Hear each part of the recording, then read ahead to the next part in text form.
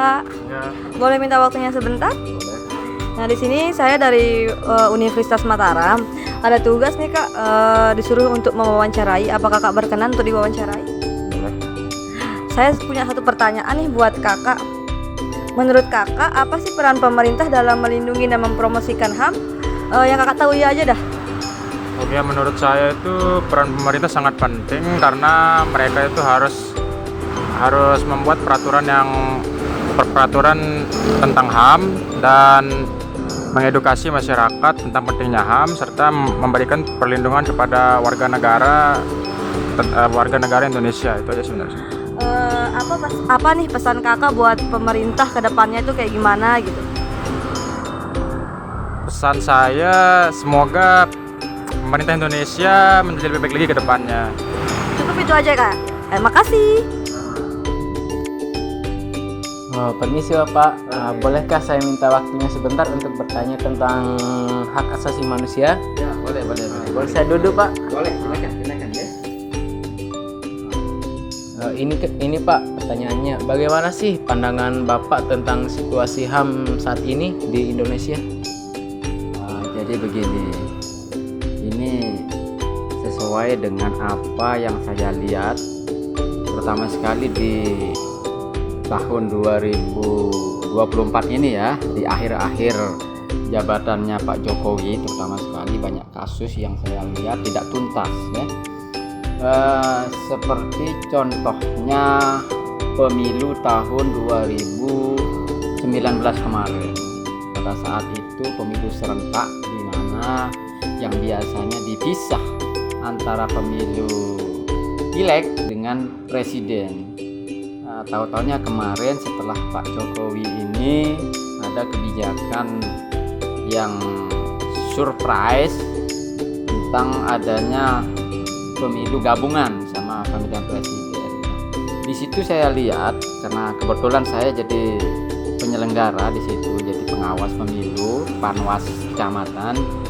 Saya dengar bahwa di Indonesia itu, terutama di Pulau Jawa, sampai mengorbankan petugas KPPS-nya itu hampir 200-an, 100 lebih ya, 160 kalau nggak salah, itu yang meninggal.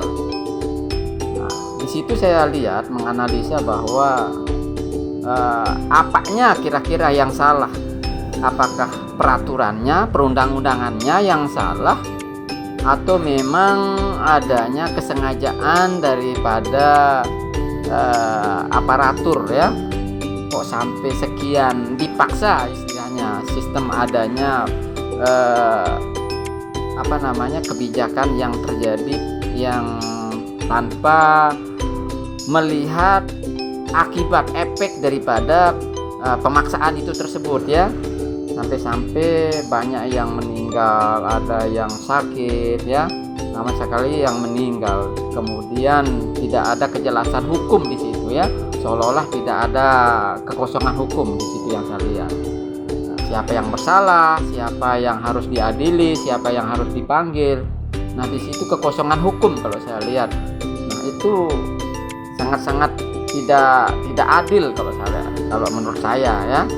Kok sampai begitu banyak yang dikorbankan nyawa, tahu-tahu tidak ada kejelasan hukumnya di situ. Itu yang pertama. Kemudian yang kedua, terjadinya di situ kemarin dari aparatur pemerintah, dari aparat kepolisian yang menangkap ajudan salah satu tokoh agama, tokoh ulama kita yang sampai menewaskan juga ya. Nah, itu juga hilang lenyap itu. Bagaimana efek daripada kasus pembunuhan tersebut? Nah, seolah-olah pemerintah itu setengah-setengah berbuat dalam hal menegakkan hukum ya. Istilahnya tajam ke bawah, tumpul ke atas ya. Dan sangat pemerintah sudah ngerespon berbagai macam kegiatan agar pemerintah itu mau merespon, tapi kok toh juga pemerintah itu tutup mata juga. Kita adakan demo, ndak direspon. Nah, hanya itu saja, mentok di pemerintah daerah, tetapi di kalangan elit di atas itu tidak ada respon. Itu kalau menurut saya. Mungkin itu aja tanggapan saya sementara ini. Bagaimana sih pesan Bapak untuk kedepannya tentang situasi kasus yang Bapak jabarkan tadi? Jadi kalau menurut saya responnya ya terhadap sangat-sangat tidak sesuai dengan apa yang tercantum di dalam undang-undang kita ya. Sepertinya hanya masuk dilihat kemudian tidak membekas begitu ya. Sementara di kalangan elit itu banyak yang pinter-pinter, cerdas, akan tetapi malah dia berusaha memakai kecerdasannya itu bagaimana cara menutup kasus-kasus tersebut, bukan mencarikan solusi, mencarikan penyelesaian. Dengan kecerdasannya mereka itu malah dia mau mengalihkan perhatian daripada korban, daripada rakyat, civil society di situ seolah-olah supaya tidak direspon lah ya. Dan itu sangat-sangat merugikan ke depan bagaimana dampak perhukuman dunia hukum kita itu ya ke depannya sangat jelek begitu ya. Karena apa? Karena orang-orang cerdas, orang-orang yang pinter-pinter di atas itu malah tidak ada gerakan di situ. Kalau ada yang pinter malah berusaha bagaimana caranya ditindih supaya jangan sampai didengar, diviralkan begitu. Mungkin itu aja. Terima kasih atas waktu dan jawabannya, Pak. Terima kasih. Halo teman-teman, sekarang kita udah bersama dengan owner Baik Salon. Sebelumnya terima kasih atas kesempatannya buat diwawancarai oleh kita. Saya mau bertanya nih Bu, bagaimana pendapat Ibu tentang hak asasi manusia di negara kita saat ini?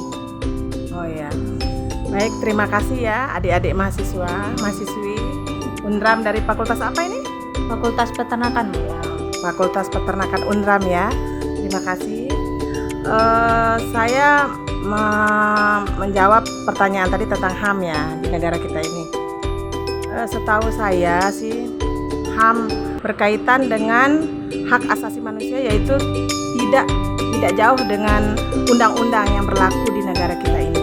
Hukum yang ada di negara kita ini patokannya itu undang-undang yang ada di negara kita ini. Jadi setiap permasalahan, setiap ada permasalahan hukum ya selalu diselesaikannya lewat undang-undang. Itu yang penglihatan saya. Gimana nih pesan Ibu buat negara kita selanjutnya? Harapan saya itu untuk